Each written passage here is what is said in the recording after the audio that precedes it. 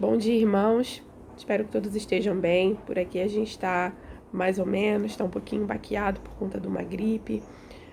Ontem, desde sábado, né, vem sendo bem intenso para nós aqui. Eu agradeço a compreensão dos irmãos, porque ontem não foi possível eu postar, mas hoje segue a nossa reflexão do capítulo 16 de Ezequiel. Esse é o novo dia que Deus nos deu. A gente precisa se lembrar diariamente de quem nós somos. Nós não estamos aqui nesse mundo por acaso, mas para viver um propósito. E a nossa bandeira deve ser a bandeira do Evangelho de Cristo. A gente deve sempre ter isso em mente, de que a gente é servo do Senhor e precisa levar adiante o reino de Deus, né? E fazendo a meditação desse capítulo, eu poderia citar como título dele, né, na verdade da minha meditação, como risco da comparação. A gente vê o início do capítulo trazendo uma Jerusalém cuidada pelo Senhor, amada, adornada, mas quando ela vai crescendo, né, porque ela é comparada aí com uma jovem, uma moça, né, bebezinha, vai crescendo, vai sendo cuidada, amparada por Deus, mas na sua juventude ela simplesmente se rebela, se volta contra o Senhor e anda caminhos tortuosos. No início do capítulo, Deus compara a Jerusalém com cidades pagãs. Deus diz que os amorreus e os heteus eram seus pais. Samaria e Sodoma, que são cidades que sofreram o juízo de Deus por conta dos seus erros, são tidas como suas irmãs, ou seja, as suas atitudes fizeram com que Jerusalém pudesse ser comparada a nações pagãs, nações desobedientes que se rebelaram contra Deus. Mas de forma não surpreendente, né? Porque a gente sabe que o nosso Deus é misericordioso, mas é impressionante, né? O tamanho da misericórdia e do amor de Deus por Jerusalém, pelo seu povo, por nós também, né?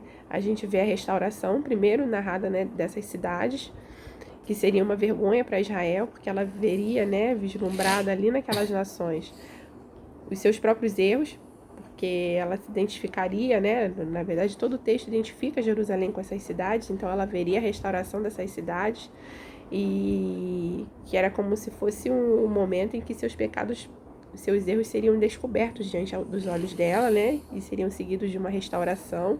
E a gente vê também a restauração da própria Jerusalém, que seria também motivo de vergonha para ela. Porque o que acontece? Quando a gente está de frente aos nossos erros, aos nossos pecados, a gente se envergonha.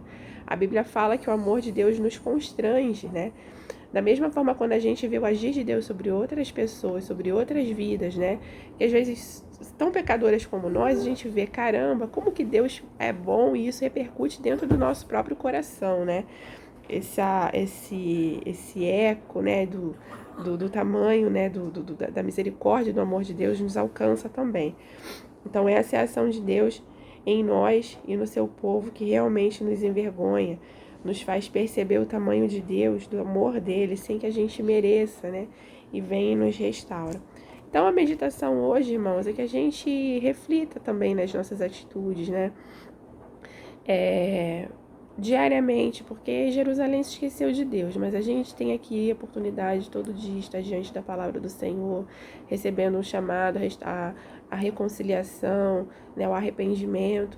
Então que a gente acate, né, esse convite da parte do Senhor, que todos os dias a gente reflita e peça ao Senhor que venha sondar o nosso coração para ver se há em nós algum caminho mal, alguma atitude mal, alguma fala, né, que esteja desagradando ao Senhor.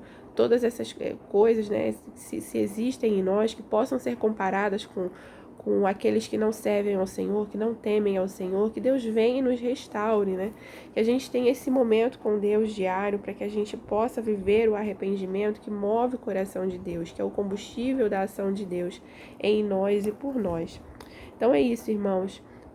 Leiam um capítulo e continuem a leitura do livro de Ezequiel, porque ela é muito, muito bonita, né? Mostra o tamanho do amor verdadeiramente de Deus sobre os seus, e é assim que a gente deve caminhar, se lembrando desse amor, se lembrando da necessidade que nós temos de estarmos com Deus, alinhados à sua palavra, alinhados ao seu querer, né?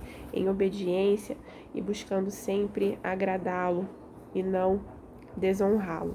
Amém, irmãos? Tenham todos uma ótima semana em nome de Jesus. Vamos seguindo firmes na presença dele, vivendo para ele. É para isso que nós estamos aqui, né? Um abraço a todos.